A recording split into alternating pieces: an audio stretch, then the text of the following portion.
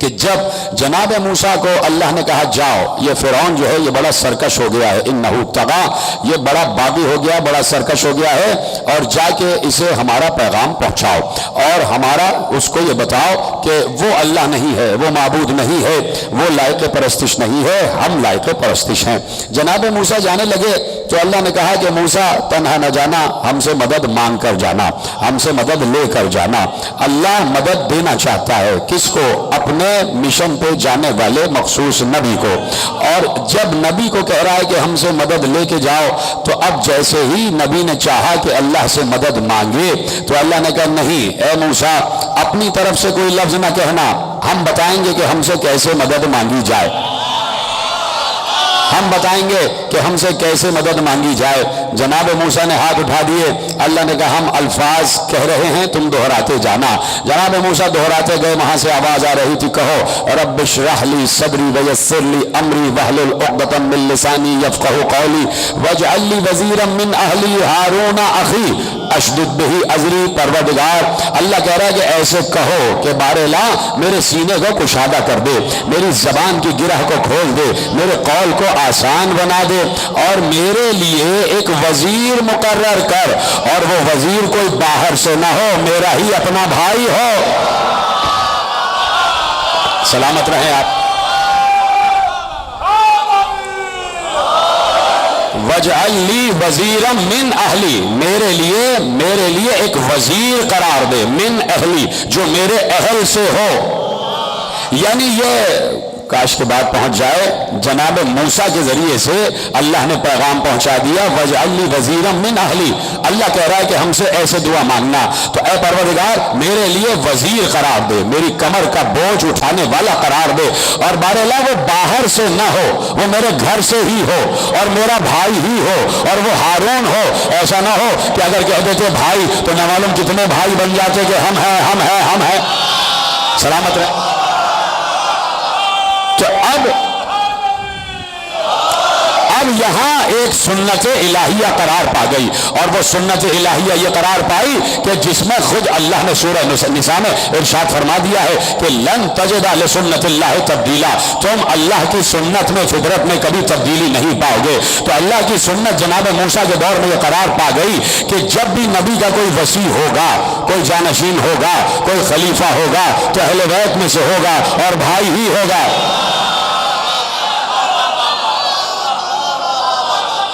اللہ نے خود کہہ دیا کہ انا ارسلنا الیکم رسولا کما ارسلنا الی فرعون رسولا، ہم نے تمہاری طرف ویسا ہی رسول بھیجا ہے جیسے فرعون کی طرف بھیجا تھا۔ امت مسلمہ سے اللہ کہہ رہا ہے کہ ہم نے تمہاری طرف ویسا ہی رسول بھیجا ہے جیسے فرعون کی طرف موسیٰ کو بھیجا تھا۔ اب جو موسیٰ کے ساتھ حالات ہوئے ہیں وہی مصطفیٰ کے ساتھ بھی ہوں گے، جو موسیٰ کے ساتھ ہوا ہے وہی مصطفیٰ کے ساتھ بھی ہوگا۔ تو اب کیا کیا ہوا ہے اور کیا کیا سنت قرار پائی؟ ایک مرتبہ جناب موسیٰ پہنچے دربار فرعون میں، فرعون کے دربار میں 72 جادوگر تھے، 72 جادوگر فرعون کے دربار میں تیار ہے نا سننے کے لیے۔ اب میں بتانا چاہتا ہوں کہ یہ سنت الہیہ کیا قرار پا رہی ہے۔ فرعون کے دربار میں 72 جادوگر تھے جو اس کے پالے ہوئے تھے، اور وہ بڑے بڑے تماشے دکھایا کرتے تھے، بڑے بڑے جادو دکھایا کرتے تھے۔ ایک بار جناب موسیٰ بھی سامنے آ گئے، اور دونوں میں وہ 72 جادوگر اور یہ جناب موسیٰ و ہارون، یہ دو تنہا، اور وہاں 72 جادوگر۔ معاملہ کیا ہوا؟ جادوگروں نے کہا کہ پہل آپ کیجئے، موسیٰ سے کہا پہل آپ کیجئے۔ موسیٰ نے جواب دیا کہ پہل کفر کرتا ہے تاکہ برباد رہے، اور جواب ایمان دیتا ہے تاکہ یاد رہے۔ کہا پہل تم کرو۔ وہاں سے جادوگروں نے رسیاں بھیجی، وہ سانپ بن گئے، اور سانپ بن کے ادھر ادھر پورے دربار میں چلنے پھرنے لگ گئے۔ پورا دربار دیکھ رہا ہے کہ ہاتھوں میں رسیاں تھیں، اور جیسے رسیاں بھیجی وہ زندہ سانپ بننے لگ گئے اور رینگنے لگ گئے، کبھی ادھر جا رہے ہیں کبھی ادھر۔ کم از کم 72 سانپ تو بنے ہوں گے کہ 72 جادوگروں نے رسیاں پھینکی ہیں۔ تو اب یہ اتنے جادوگروں کے سانپ بنے ہوئے پورے محل میں، پورے دربار میں رینگ رہے ہیں۔ اب قرآن کہتا ہے کہ فَأَوْجَسَ فِي نَفْسِهِ خِيفَةً موسیٰ اس وقت خوف زدہ ہو گئے۔ اب میں عالم اسلام سے پوچھنا چاہتا ہوں کہ جو صرف قرآن پڑھ لینے کے عادی ہیں، اگر اس آیت پہ رک جائے تو اللہ کہہ رہا ہے فَأَوْجَسَ، اللہ کہہ رہا ہے، اللہ، یہ کوئی روایت نہیں ہے، یہ کوئی حدیث نہیں ہے، فأوجس فی نفسہ خیفۃ موسیٰ، موسیٰ اس وقت لرز گئے، ڈر گئے، خوف زدہ ہو گئے۔ تو یہ بتائیے اللہ نے ایسے نبی کا انتخاب ہی کیوں کیا جو ڈر رہا ہو؟ اہم ترین منزل ہے۔ قرآن سمجھنا اتنا آسان کام نہیں ہے کہ قرآن آپ نے پڑھ لیا اور فیصلے کر لیے۔ تو اب پہلا سوال تو میں وارد کر رہا ہوں کہ اللہ نے ایسے نبی کا انتخاب کیوں کیا جو ڈرتا ہو، جو خوفزدہ ہو جائے؟ تو کون دے جواب اس کا؟ اس لیے کہ اللہ کسی ایسے نبی کا انتخاب ہی نہیں کرتا۔ اس لیے کہ نبوت کے انتخابات میں سب سے بڑا جو وصف ہے وہ یہ ہے کہ وَزَادَهُ بَسْطَةً فِي الْعِلْمِ وَالْجِسْمِ، ہم اسے ہی خلافت دیتے ہیں جو علم میں بھی زیادہ ہو، جو شجاعت میں بھی زیادہ ہو۔ سب ہے نا میرے ساتھ؟ سورہ بقرہ میں اللہ نے ارشاد فرما دیا کہ ہم اس لیے خلافت دیتے ہیں، ہم اس لیے خلیفہ بناتے ہیں، ہم اس لیے نبوت دیتے ہیں، ہم اس لیے سرداری دیتے ہیں کہ اسے دیتے ہیں جو علم میں بھی سب سے زیادہ ہو اور جو شجاعت میں بھی سب سے زیادہ ہو۔ تو اب کیسے طے ہو؟ فأوجس فی نفسہ خیفۃ موسیٰ، موسیٰ ڈر گئے، موسیٰ خوفزدہ ہو گئے۔ اس سوال کا جواب کون لائے گا؟ اس سوال کا جواب کون لائے گا؟ تو اب معصوم سے پوچھا گیا مولا یہ کیا مرحلہ ہے کہ موسیٰ کو اللہ نے بھیجا ہے اور مدد دے کر بھیجا ہے؟ کہا ان جادوگروں سے نہیں ڈرے تھے موسیٰ، فرعون سے نہیں ڈرے تھے۔ کہا کس لیے ڈرے تھے؟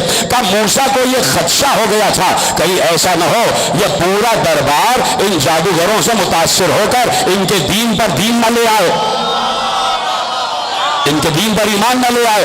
تو جیسے ہی جناب موسیٰ نے یہ سوچا کہ یہ جادوگروں سے متاثر ہو کر پورا دربار ان سے متاثر ہو کر ان کے دین پر ایمان نہ لے آئے، تو فوراً اللہ نے کہا لا تخف انک انت الاعلی، اے موسیٰ تم ڈرو نہیں، تم ہی غالب رہو گے۔ موسیٰ تم ڈرو نہیں، تم ہی غالب رہو گے۔ فالق ما فی یمینک، ہاتھ تمہارے ہاتھ میں جو ہے اسے پھینکو۔ جناب موسیٰ کے ہاتھ میں عصا ہے۔ تو اب لکھا لکھنے والے نے کہ جناب موسیٰ نے عصا پھینکا، جیسے ہی پھینکا اس عصا میں سے نیزوں کی طرح پہلے کانٹے نکلنا شروع ہوئے۔ بھائی تصور فرمائیں، عصا گرا ہوا ہے اور عصا لرز رہا ہے، اس میں پہلے نیزوں کی طرح کانٹے نکلنا شروع ہوئے، کانٹے نکلے، اس کے بعد اس میں پوری کھال آ گئی اور پورا دیکھتے دیکھتے ایک بڑا اژدہا بن گیا اور اس نے زبان نکالنا شروع کی اور جتنے سانپ تھے ان کو نگلنا شروع کر دیا، ان کو نگلنا شروع کر دیا۔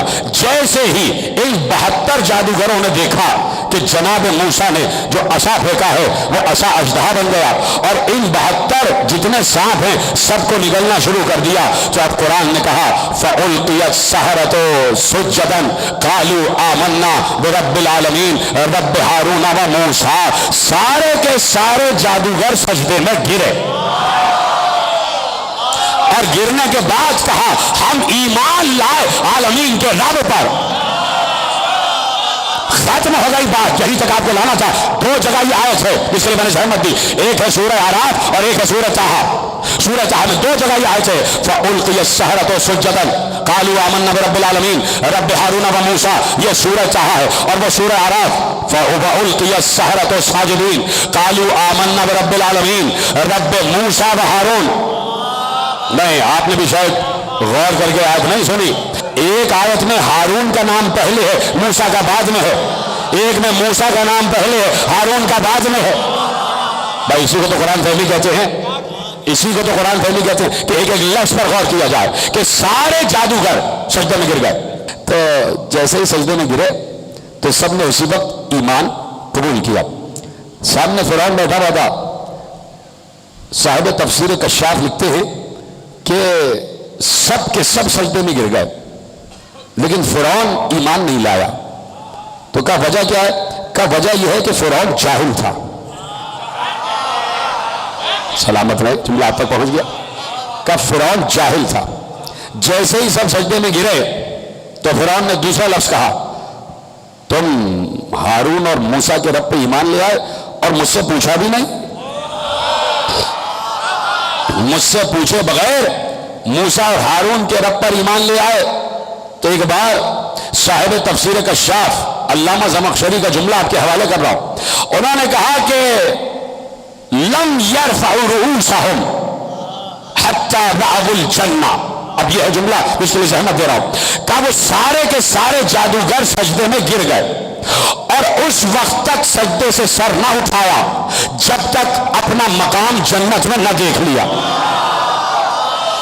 اب معصوم نے کہا کہ جیسے ہی سجدے میں گرے اللہ نے جنت کے دروازے کھول دیے اور ہر جادوگر اپنا مقام جنت میں دیکھ رہا تھا، اپنا قصر جنت میں دیکھ رہا تھا۔ آپ بھی بڑی آسانی سے مجھے سن رہے ہیں، بڑی حیرت سے آپ سن رہے ہیں کہ وہ سارے جادوگر جو ابھی ایک لمحے پہلے تک فرعون کو رب کہہ رہے تھے، قالوا انا الی ربنا منقلبون، فرعون سے کہا، سب نے مل کے کہا ہم اپنے رب کی طرف منتقل ہو رہے ہیں، ہم اپنے رب کی طرف جا رہے ہیں۔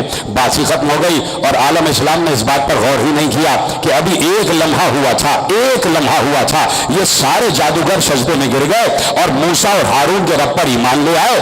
اور مجھے ذرا یہ بتایا جائے کہ کتنا عرصہ گزارا تھا انہوں نے موسیٰ اور ہارون کے ساتھ؟ ایک لمحہ بھی تو نہیں گزارا، ابھی تو صرف معجزہ دیکھا تھا اور اللہ کے سجدے میں گر گئے۔ کتنی نمازیں پڑھی تھی، کتنے روزے رکھے تھے، کتنا حج کیا تھا، کتنی زکاتیں دی تھی، کتنا حقوق اللہ ادا کیا تھا، کتنے حقوق العباد ادا کیے تھے، نہ نمازیں پڑھی، نہ روزے رکھے، نہ حج کیا، نہ زکاتیں دی، نہ دین پر عمل کیا، ارے پوری زندگی فرعون کے سامنے سجدہ کرتے رہے اور ایک لمحے میں کایا پلٹی۔ تو وہ کایا کیسے پلٹی؟ کایا ایسے ہی پلٹی کہ جو اس دور کا حق تھا اس کے ہاتھ پہ بیعت کر لی۔ جب دور کے حق کے ہاتھ پر بیعت کر لی جاتی ہے تو پھر یہ نہیں دیکھا جاتا کہ پیچھے کیا ہو گیا۔ اب اگر انجام پوچھنا ہے اور مثال لینا ہے، اگر ان جادوگروں کا حق پسندی کا انجام دیکھنا ہے اور اگر سمجھ میں نہیں آ رہا تو صبح عاشور ذرا ہور کو دیکھ لینا۔